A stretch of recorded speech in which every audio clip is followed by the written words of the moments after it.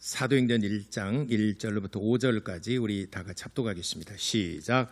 데오빌로여, 내가 먼저 쓴 글에는 무릇 예수께서 행하시며 가르치시기를 시작하심부터 그가 택하신 사도들에게 성령으로 명하시고 승천하신 날까지의 일을 기록하였노라.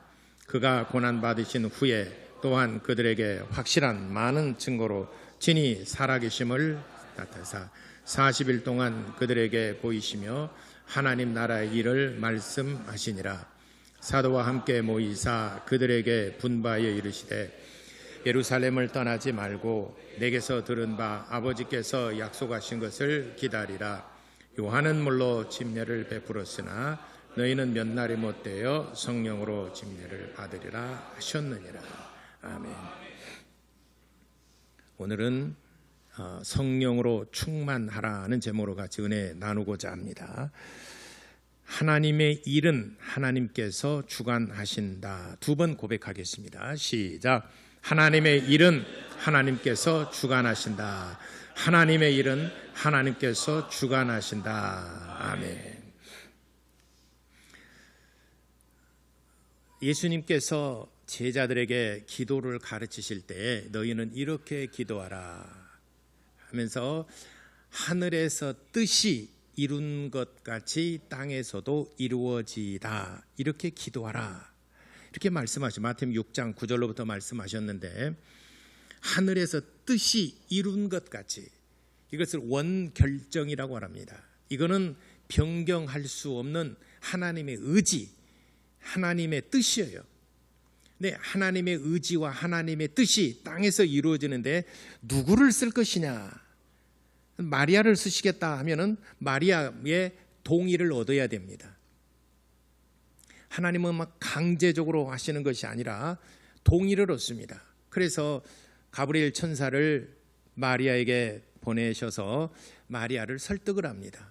처음에는 마리아가 아니 어떻게 내가 남자를 알지 못하는데 그러한 일이 내게 있을 수 있겠사옵나이까. 절대로 그런 일은 뭐 생리적으로도 그렇지만은 내가 어떻게 내게서 그런 일이 있을 수 아직도 결혼도 안 했는데 내게 아이가 있다면은 난 돌에 맞아 죽습니다. 지금 그런 얘기 아니겠습니까? 그래도 가브리엘 천사가 끝까지 설득을 합니다. 하나님께서는 능치 못하시면 어디 있겠느냐. 그러니까 마지막에 마리아가 거기에서 동의를 합니다. 대저 모든 하나님의 말씀에는 능치 못하심이 없나이다. 나는 주의 계집종이오니 주의 말씀대로 내게 이루어지리이다 해서 하나님의 아들이 그에게 잉태되고 또 세상의 구주이신 예수께서 이 땅에 나타나셨습니다. 마리아의 동의를 구하죠. 만일 마리아가 나는 절대로 그런 일이 있을 수 없습니다. 절대로 만약 이랬는데도 강제로 했다면 아마 낙태하지 않았을까 싶기도 하고 그래요. 자기가 원하지도 않았는데 그랬다면은 예를 들자면 그러면 다른 사람을 또 찾아서 설득을 하지 않겠습니까?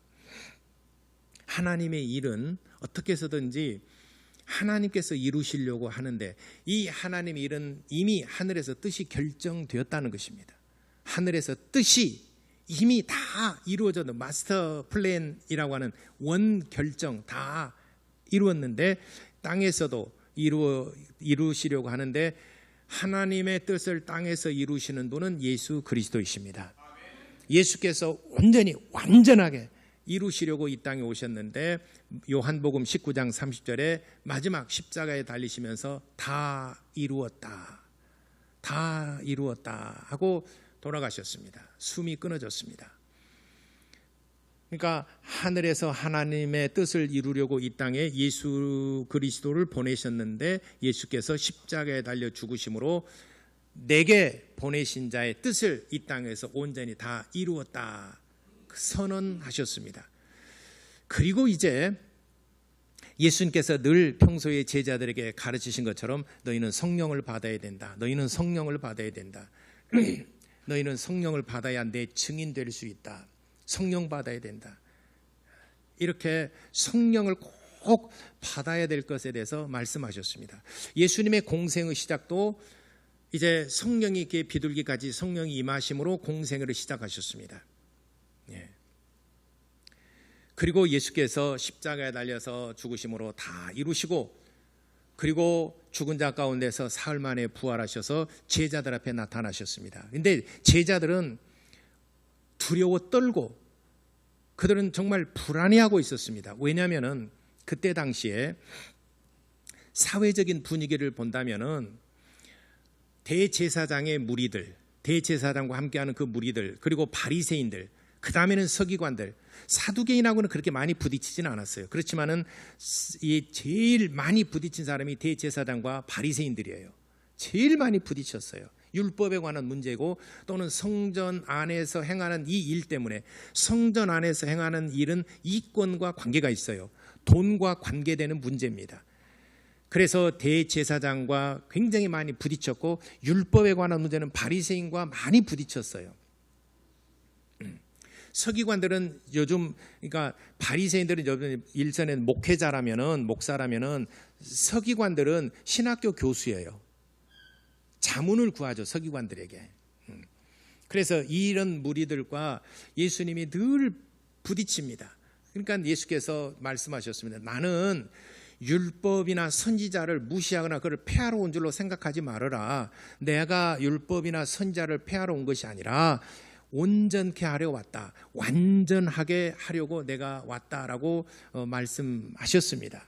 그럼에도 불구하고 자꾸 율법을 폐하는 것으로 생각했기 때문에 바리새인과 예수님이 부딪혔어요. 성전 안에서 이권과는 대제사장과 자꾸 부딪혔습니다.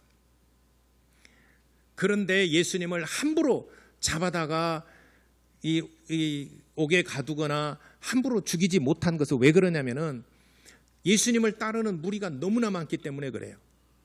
예수님을 따르는 무리가 수천, 많으면 수만 명. 당시에 예루살렘의 인구가 5만 명 이 정도 추산하고 있는데 많으면 5만 명 이렇게 추산하고 있어요. 예루살렘에 사는 거민들이. 근데 거기에서 수만 명이 예수님을 따라요. 그러니까 만일 예수님을 잡아다가 옥에 가뒀다 그러면 그 수많은 무리들이 폭동을 일으키게 되면은 어떻게 되겠습니까? 이게 보통 일이 아니죠. 그래서 예수님을 함부로 잡을 수 없는 것은 허다한 무리가 예수님을 따르고 말씀을 듣고 감동을 받고 각색 병든 자들을 다 고쳐주셨고, 귀신 들린 자들에서 귀신을 내어 쫓아내시고 그를 온전케 하시는 사역을 하셨습니다. 그래서 병고침을 받은 사람들이, 또 그 가족들이 얼마나 예수님을 신뢰하고 믿고 따르고 그의 말씀에 은혜를 받았겠습니까? 이런 무리들이, 허다한 무리들이, 수만의 무리들이 예수님을 추종하고 따릅니다. 그러니까 함부로 잡을 수가 없어요. 우리나라에서 최고의 권력자는 누구입니까? 국민입니다. 모든 권력은 국민으로부터 나옵니다. 국민들이 위임된 사람은 대통령이고, 권력을 위임받은 사람이고, 모든 권력은 국민으로부터 나오죠. 그래서 국민들이 투표를 해서 누구를 나는 찍어야 돼서 투표를 해서 이 사람 밀어주면 그 사람이 위임된 권력을 가지고 이제 정치를 하게 되죠. 그러니까 이 군중의 그 힘이라는 것은 정말 압도적이죠. 군중의 힘. 그래서 예수님을 함부로 잡을 수도 없고 가둘 수도 없고 죽일 수도 없었는데, 예수님을 어떻게 가룟 유다가 배신하고 팔고 이런 과정 속에서 예수님을 십자가에 죽였습니다. 리더가 없어졌어요. 합법적으로 리더가 없어져 버린 겁니다. 세상 말로 세상 그들 이론으로 말하자면은 합법적으로 리더가 없어졌어요. 그러니까 그 다음에 이제 허다한 무리가 예수님을 보고 따라하는데 예수님이 이제 십자가 달려 죽었어요. 그러면 이제 남은 무리들은 어떻게 하겠습니까? 그 다음에는 이제 예수님을 따르던 제자들을 잡아다가 옥에 가두거나 신문을 하거나 이렇게 하지 않겠습니까? 그러니까 그들은, 예수님이 없는 제자들은 불안하고 두렵고 언제 대제사장의 무리가 그 병사들이 와서 들이닥쳐서 우리를 잡아갈지, 그러면 우리가 그런 제자들이 저항할 수도 없지 않습니까? 그래서 그들은 불안해하고 두려워 떨고 있을 때 이 부활하신 주님께서 제자들 앞에 나타나셨습니다. 안심하라. 너희들에게 평안이 있을지어다. 너희들에게 평강이 있을지어다 하시고 숨을 내쉬며 말씀하시기를 이제는 너희가 성령을 받으라 이렇게 말씀하셨습니다. 늘 평소에 요한복음 14장, 15장, 16장에 말씀하신 것처럼 너희는 성령을 받아야 된다. 너희들은 성령을 받으라. 이렇게 부활하신 예수님께서 제자들에게 나타나셔서 맨 처음 하신 말씀이 성령을 받으라. 성령을 받아야 된다. 이렇게 말씀하셨습니다. 제자들은 그때까지만 하더라도 무슨 말인지 몰랐어요. 왜 성령을 받아야 되는지 제자들은 잘 이해가 되질 않았습니다. 근데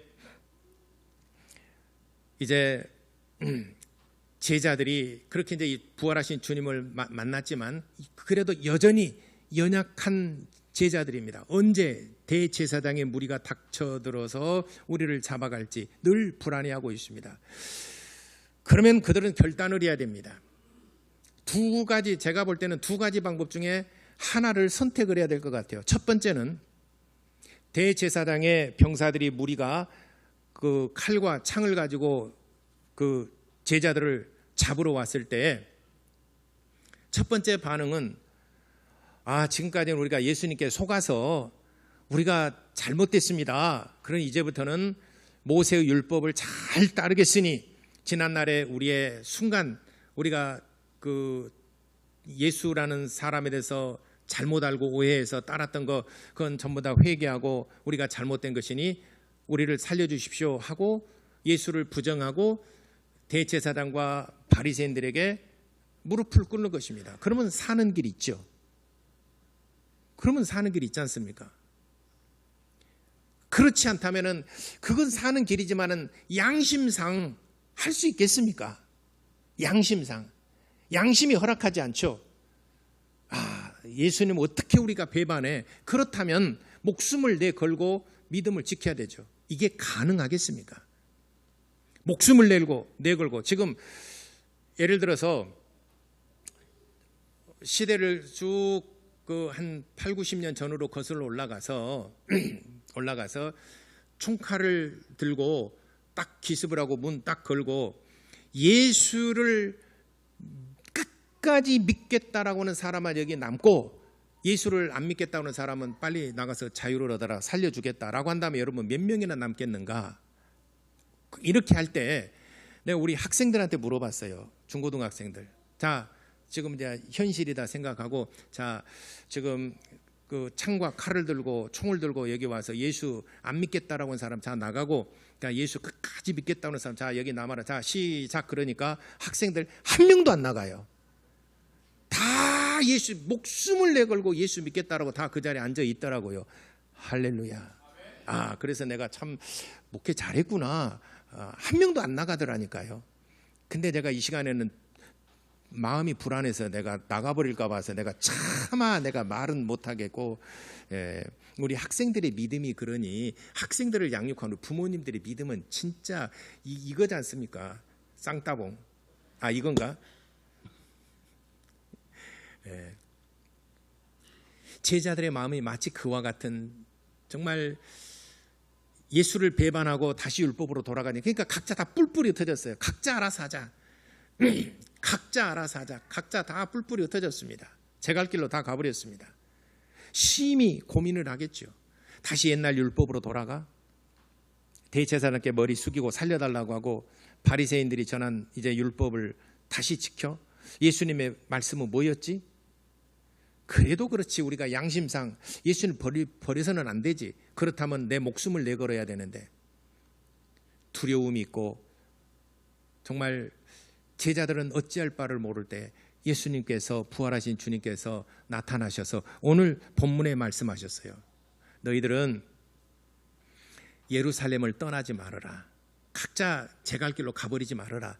예루살렘을 이 예수님의 제자들은 대부분이 다 갈릴리 사람들이 많습니다. 세관도 물론 있지만 갈릴리 사람들이 많습니다. 그래서 예루살렘을 떠나지 말라. 그리고 내게 들은 바 내가 너희들에게 말했지 않느냐. 요한복음 14장 15장 16장을 통해서 내가 너희들에게 말했지 않느냐. 성령을 받아야 된다. 그러므로 예루살렘을 떠나지 말고 내게 들은 바 아버지의 약속하신 성령이 임하기까지 여기에서 머물라. 이렇게 제자들에게 말씀했습니다. 그러니까 제자들은 부활하신 주님의 말씀을 꼭 붙들고 그래 이제 마지막이다.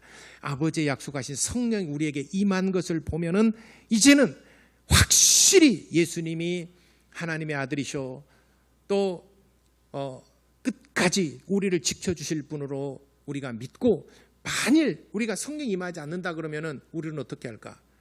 일단은 사도행전 1장 14절에 제자들과 더불어서 또 그 마리아와 막달라 마리아 또 여자 제자들과 더불어서 예루살렘의 마가 요한의 다락방에서 전심으로 기도하고 예루살렘을 떠나지 않았습니다. 이때 끝까지 남아서 성령을 받고 변화받은 사람 사도행전 2장 1절부터 4절까지 변화받은 사람 약 120명 정도 120명쯤 되더라. 이렇게 성경의 숫자를 기록하고 있는데 한 500여 명이 예수님의 부활을 목격했어요. 500여 명 정도. 그 중에서 380명은 중간에 하나 둘씩 이 사람 떨어지고서 다 떨어지고 마지막 120명 정도가 남았습니다. 마침내 그들에게 성령이 임재하고 성령의 충만을 받았습니다. 이제 성령 받고 난 다음에는 그들의 삶이 완전히 변화받았습니다.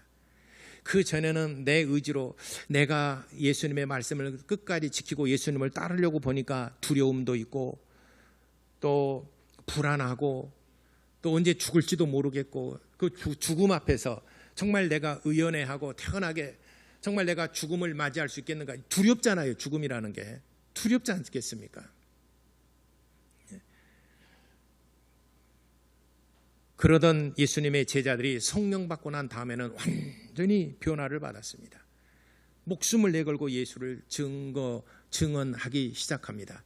한 번은 예를 들어서 사도행전에 그런 예화들이 굉장히 많이 나와 있습니다. 예수님의 제자들이 변화된 이후에 그들의 삶이 어떠하였는가 하는 것이 사도행전 2장부터 계속 기록되고 있어요. 많은 것은 여러분 이제 사도행전 읽어보시면 알겠지만은 한 번은 이런 사건이 있었습니다. 베드로와 요한이 성전에 예루살렘 성전으로 기도하러 올라갑니다. 기도하러 올라가는데 성전 미문이라는 곳에 미문이라는 아름다운 문이다 해서 미문이 있어요. 사자의 문도 있고 양의 문도 있고 또 미문도 있고 골든게이트 황금문도 있고 그 문들이 대략 한 9개 정도 됩니다. 예루살렘 성전을 들어가는 문이 대략 한 9개. 시대에 따라 좀 틀려요. 느헤미야 이후로는 더 문들이 많아도 확장이 돼서 많이 있지만은 대략 한 9개 정도 문이 있습니다. 여러분들이 성지순례 가실 때 어느 문으로 들어가셨어요? 몰라. 그냥 가이드가 안내해 준 대로 갔지 내가 그 문까지 알겠는가. 사자의 문으로 들어갔습니다.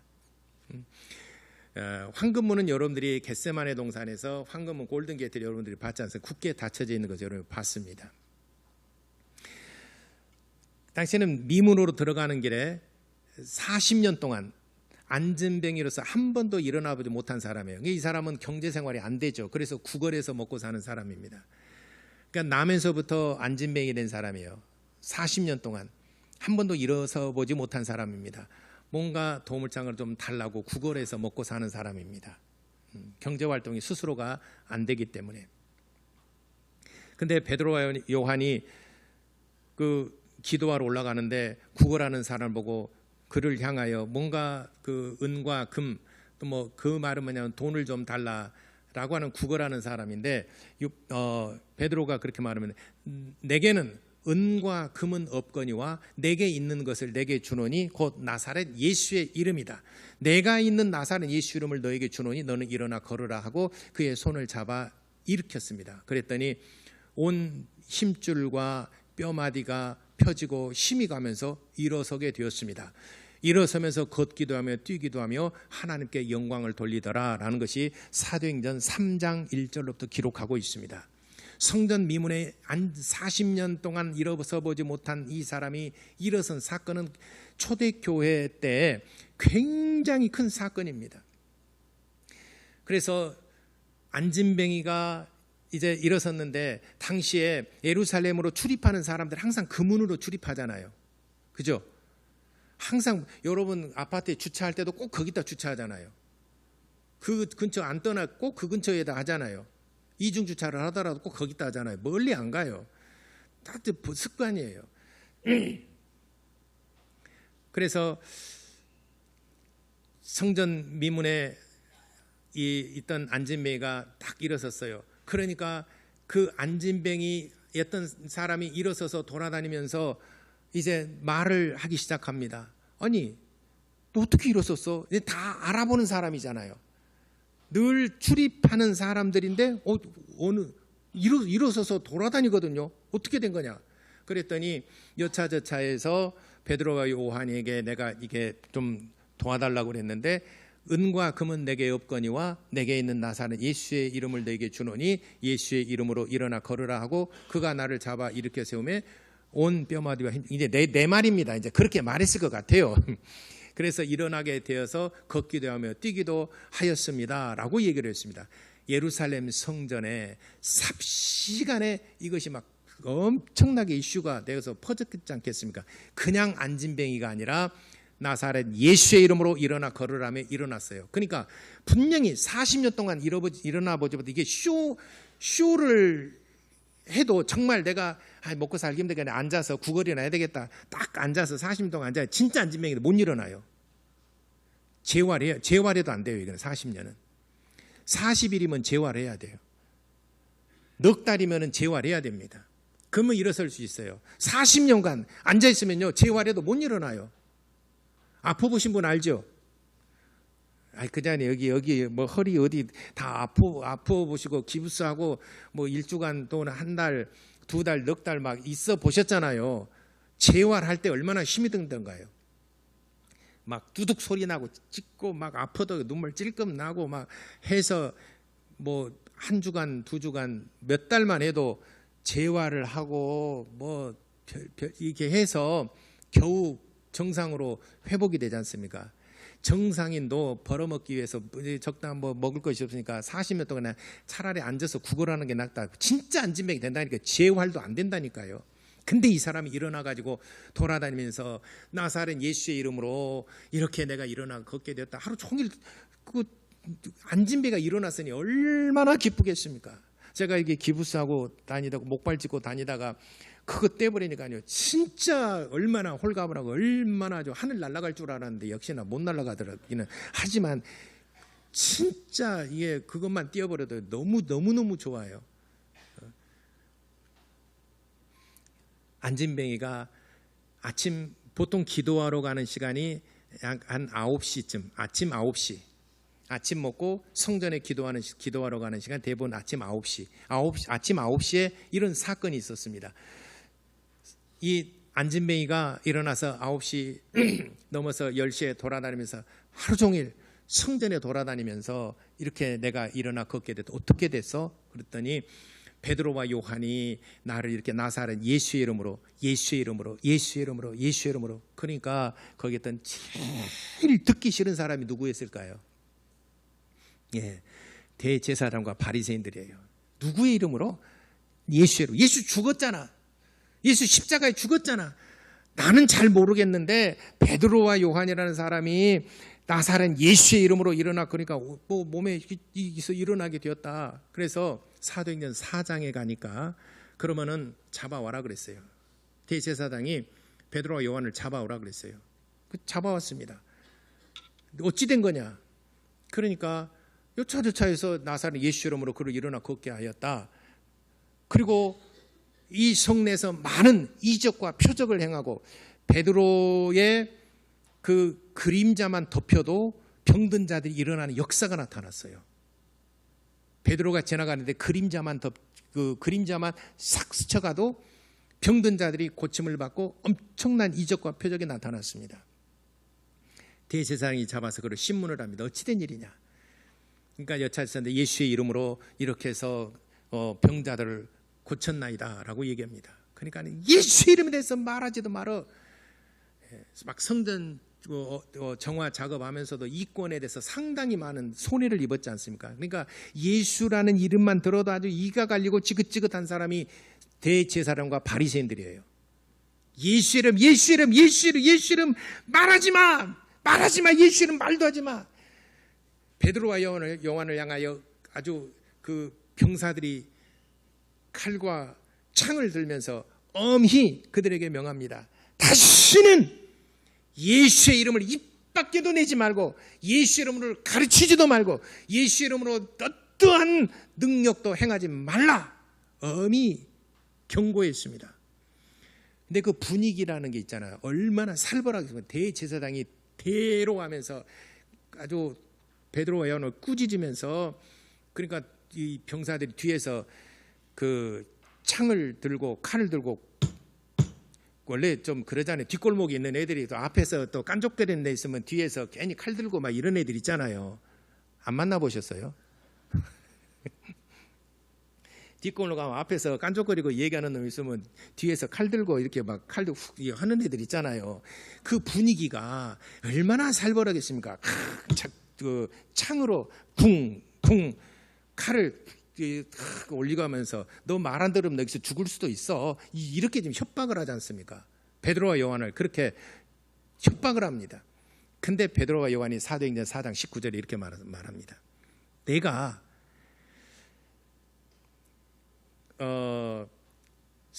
너희들이 말하는 것과 하나님께서 내게 사명을 주신 것 지금 누구의 말을 듣는 것이 옳은가 당신이 한번 판단해보라.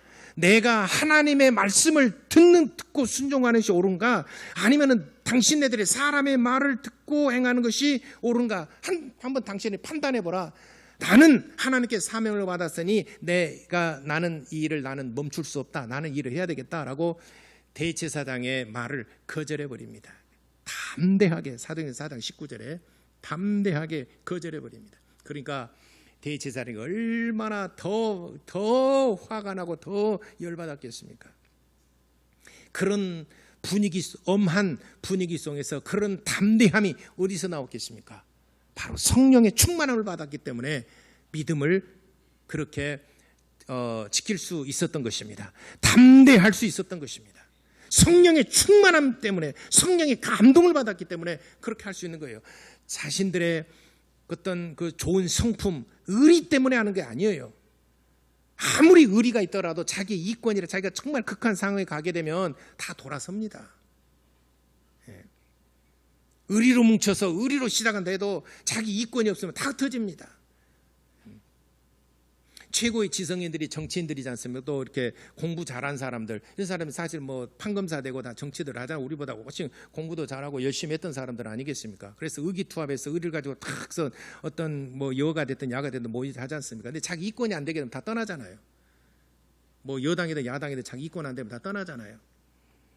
그렇게 의리로 뭉쳤지만 인간의 의지라고 하는 것은 한계가 있는 겁니다. 아무리 좋은 성품을 가졌다 하더라도 하나님을 끝까지 믿고 따른다는 것은 어려운 정도가 아니라 불가능하다는 것입니다.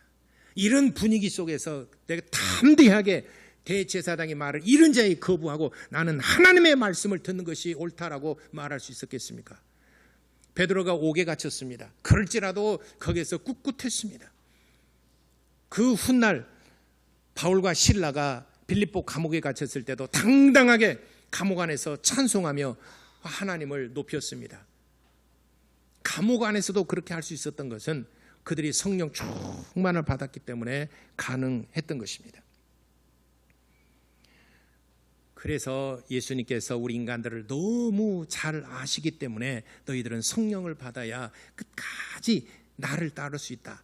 나를 부인하지 아니하고 나를 배반하지 아니하고 나를 떠나지 아니하고 끝까지 나와 함께 천국문에 이르를 수 있는 것은 너희가 오직 성령의 충만함을 받아야 된다. 성령 충만함 받지 않으면 다 떠난다. 성령 충만함 받지 않으면 그 사회적인 분위기 그리고 그 무서운 분위기 다 배반하고 다 떠난다. 그러니까 너희들은 성령 충만함을 받아야 된다라는 것을 예수님께서 제자들에게 가르치셨습니다. 마침내 예수님의 제자들이 성령 충만을 받고 사도행전 2장 1절로부터 이제는 나가서 복음을 전하는데 목숨을 조금도 귀한 것으로 여기지 아니하고 주 예수께 받은 사명 곧 하나님의 일을 마치려 하면은 자기의 목숨을 조금도 귀한 것으로 여기지 아니하였다는 것이 모든 사도들의 고백입니다. 오늘 사랑하는 성도 여러분, 천국문에 들어가는 그날까지 흔들리지 아니하고 믿음 떠나지 아니하고 끝까지 우리가 하나님의 말씀을 따라 천국까지 들어가려면 여러분 의지와 여러분들의 성품, 여러분의 의리 가지고는 안 됩니다. 여러분 오직 성령 충만, 성령으로 감동받고 성령 충만을 받는 모든 성도 여러분 되시기를 예수 이름으로 축원합니다. 기도하겠습니다. 하나님, 내게 성령 충만함, 성령 충만함을 주시옵소서. 우리 다 같이 이렇게 기도하시겠습니다.